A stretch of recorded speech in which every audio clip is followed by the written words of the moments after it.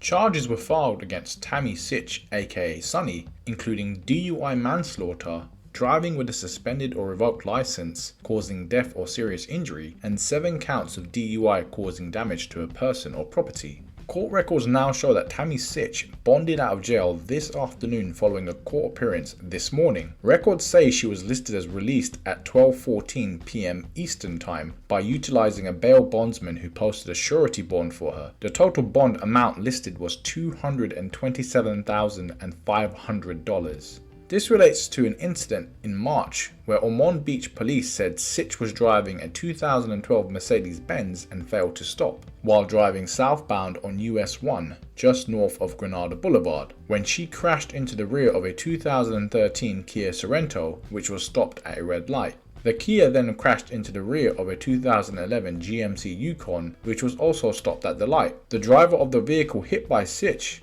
identified as Julian LaFrancis Lassiter Jr. of Daytona Beach Shores, was transported to Halifax Health Medical Center where he was sadly pronounced dead at the age of 75. The driver and passengers of the Yukon complained of neck, back, side and head injuries but were not taken to hospital. Sitch was taken to the same hospital as Lassiter but with unknown injuries, forcing her to pull out of her WrestleMania weekend appearance at WrestleCon. A search warrant was approved and executed to obtain a blood sample which police were using to investigate if Sitch was impaired at the time of the crash. Sitch was formally charged on Friday. Records show that she was arrested yesterday evening and booked into the Volusia County Branch Jail facility in Daytona Beach, Florida.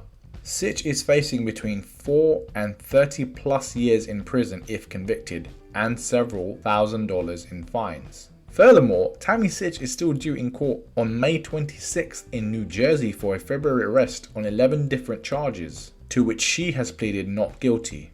During a recent interview with the Pivot podcast, UFC President Dana White recalled an owners meeting that took place when COVID-19 began, hosted by Donald Trump. The goal was to figure out what the future of each organization would look like throughout the pandemic. WWE Chairman and CEO Vince McMahon was also a part of the call and was apparently unhappy with the way Dana handled himself during the meeting. Once it was over, Dana claims that Vince McMahon started verbally ripping him apart through text messages.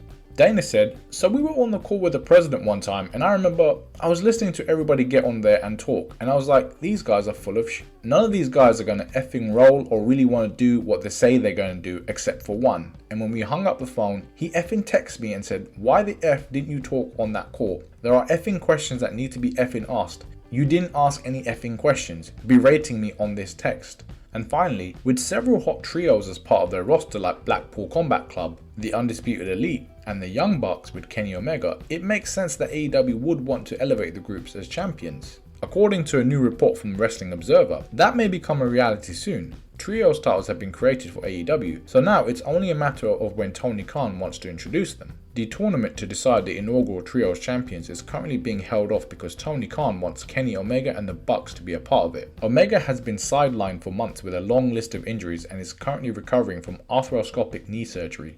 Tony Khan has discussed the idea of Trios titles in the past, most recently at the post-AEW Revolution media scrum. During that interview, he further emphasized that he wants the former AEW World Champion back, competing before he makes the big reveal. Tony said, "So, I definitely think it is something there is a lot of interest in. I have seen that. We have a lot of great trios here. I am very interested in it. I'll be 100% honest with you. This is the most blunt answer I could give. I am much more receptive to doing it when Kenny Omega is back. And when Kenny Omega is back, I think the trios division is that much stronger. We could do a great tournament now and have a great trios division, but I think he would make it that much stronger.